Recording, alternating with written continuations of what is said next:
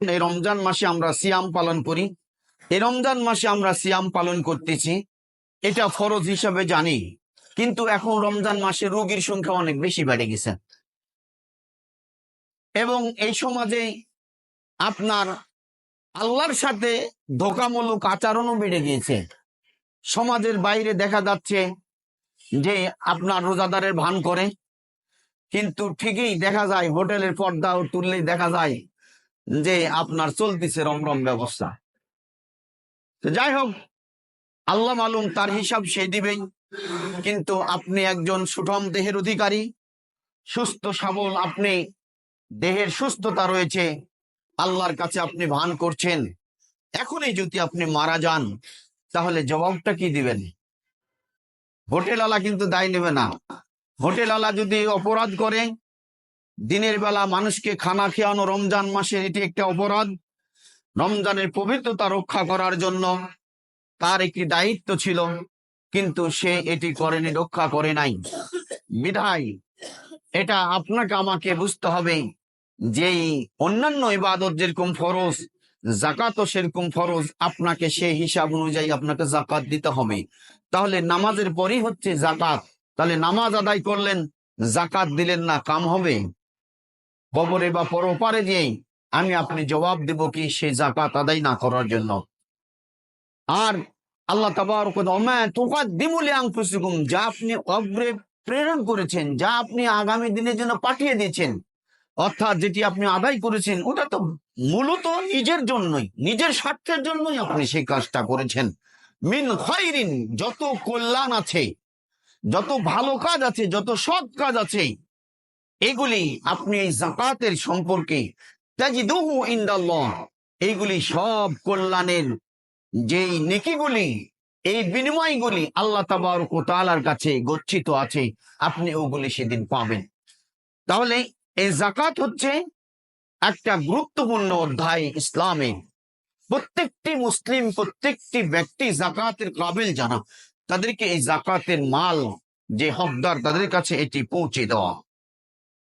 এরপরে যাকাত আদায়কারী সিয়াম যেমন তাকওয়া অবলম্বন করা যায়, আল্লাহ ভীতি হওয়া যায়, ঠিক আপনি তাকওয়া অর্জনের মাধ্যম হলো আপনার হচ্ছে এই যাকাত আদায়। আল্লাহ তাবারক ওয়া তাআলা বলেছেন, ইন্নাল মুত্তাকিনা ফি জান্নাতি ওয়া উয়ুন, নিশ্চয়ই মুত্তাকিগুন, তারা প্রবাহিত জান্নাতে তারা থাকবে। যে নহর থাকবে, দুধের নহর থাকবে, মধু থাকবে, আপনার সাজানো সাজানো গালিচা থাকবে, কলা থাকবে, ফলমূল থাকবে, সব কিছু রাজ নিয়ামত সে জান্নাতের ভিতরে থাকবে।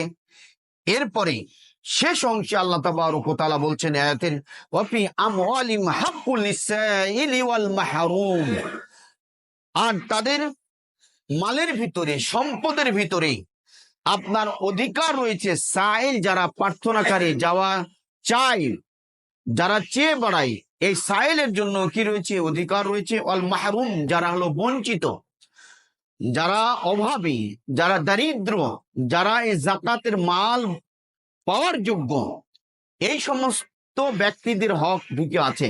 কিন্তু আমরা কোন চিন্তা করি যে আমি একটা জমি কিনেছি, ওটা আগে আমরা ছেলের নামে আগে লিখে দেই, এরপরে পরে যখন আবার কিছু সম্পদ হয়, জমি লিখে দ্বিতীয় ছেলের নামে লিখে দেই, এরপরে আরো কিছু আছে তখন ওটাও লিখে দেই। মেয়ে একদিন বলে যে বাবা, তোমার বড় ছেলেকেও জমি লিখে দিলা, ছোটটাকেও দিলা, আমি কি তোমার সন্তান লয়? মোর নামে কখন হবে?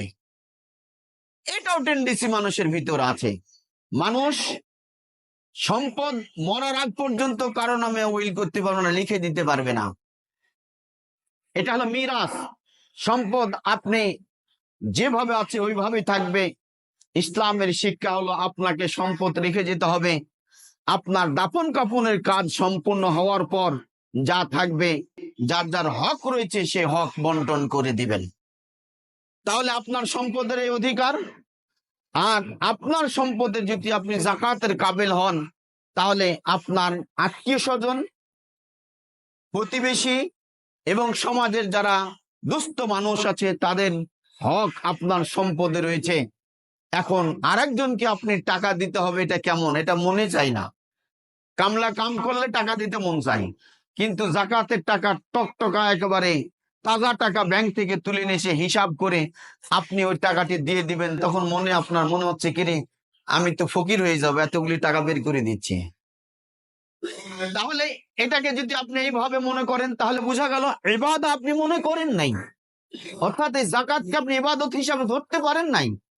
আপনি হকটা আপনি বুঝেন নাই, শুধু সন্তানদের হক বুঝেছেন, মেয়ের হক মেরে খেতে হবে, সন্তানদের দিতে হবে সেটা বুঝেছেন, বা আমার সম্পদের অন্যের ভাগ আছে, আমি মারা গেলে তারা ভাগ নিয়ে নেবে, ওই জন্য আগেই বন্টন করে দিয়েছেন, এটা হকটা আপনি বুঝেছেন, তাহলে ওখানে উল্টা বুঝেছেন। এরপরে জাকাতের মাল আদায়ের ক্ষেত্রে সেটা উল্টা বুঝেছেন। তাহলে আল্লাহ তো দিয়েছেন, এই মাল তো আপনার নয়। আল মাল ওয়াল বানুনা ফিতনা, মাল এবং সন্তান সন্ততি এগুলি হচ্ছে একটা পরীক্ষামূলক, এই ফিতনা, আপনাকে এটা পরীক্ষা স্বরূপ দেওয়া হয়েছে।